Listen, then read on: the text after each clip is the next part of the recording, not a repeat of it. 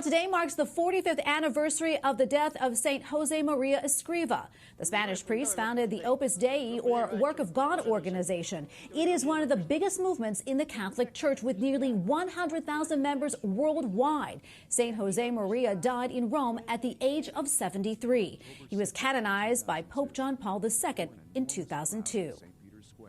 Father Cristian Mendoza, professor of Catholic social doctrine at the Pontifical University of the Holy Cross, more commonly known as Santa Croce, joins us now from Rome. Father, thank you so much for your time. So talk to us about Saint Josemaría Escrivá and why he founded Opus Dei.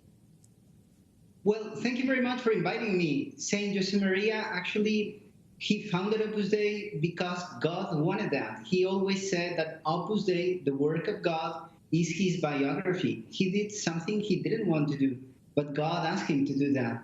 So it's kind of exciting to see a diocesan priest who receives this call, and he has to do something that is so different from what he had to do. Working with lay people, working with families, and giving to all what the Vatican Council will later say, that we are all called to be saints. Father, talk to us about the type of work that Opus Dei does around the world. Well, Opus Dei is a personal prelature that is like a diocese. When you have a bishop and priests and families, Opus Dei is the same. We have a prelate that sometimes is a bishop. Today is not a bishop, but the former ones were bishops. And then you have some priests, like me. I'm a priest of Opus Dei.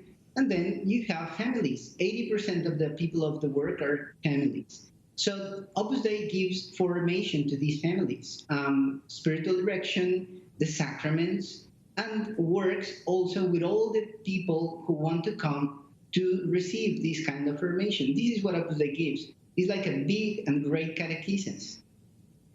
I know that you studied Saint Josemaría very closely. What would you like our viewers to take away from his life and work? Well, the life of Saint Josemaría is the life of someone who really believed that God can act today. And he had this great trust in doing something that he believed will change the world. And it's like seeing someone that is coming from a little town in Spain, Barbastro is the name of this little town, and then arriving to see the whole world through the people that he has to educate and to transform.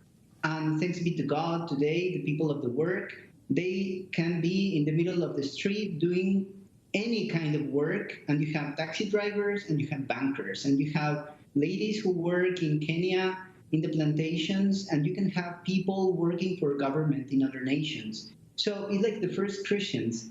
Saint Josemaría started to understand this in his life. And at the end of his life, he was like totally surprised. And this is, I think, our vocation. Each one of us has to be surprised because God is doing marvelous things through us. Well, Father, we have just about a little less than a minute left, but I'm wondering, how is this day of his anniversary being commemorated? Well, today is the feast day of Saint Josemaría here in Rome. We are having streaming of the Mass that our prelate, Monsignor Fernando Cariz, is going to celebrate in the place where Saint Josemaría is buried, that is here in the north of Rome, and is like a way to be connected to the whole world. The pandemic is not necessarily putting us away from others. In this way, we're all united. And it's nice and exciting to also have the chance to see the prelate face to face through our cameras. The Mass will be celebrated for those who are suffering with this pandemic. Oh, Father, thank you so much for your time today. We really do appreciate it. Father Cristian Mendoza, professor of Catholic social doctrine at the Pontifical University of the Holy Cross. Thank you again, Father. It's my pleasure. Thank you, really. Thank you. God bless.